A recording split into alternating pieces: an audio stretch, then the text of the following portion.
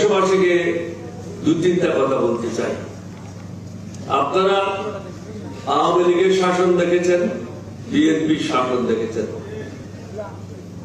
এখন আপনাদেরকে অনুরোধ করব ন্যায়ের শাসন, সুশাসন, চাঁদাবাজ মুক্ত, দুর্নীতি মুক্ত একটা শাসন দেখার জন্য। এইখানে যদি নিজের পায়ে নিজে কুড়াল মারেন, আপনাদেরকে কেউ সাহায্য করতে পারবে না। দিল্লির দাসত্ব থেকে আমরা বের হতে চাই।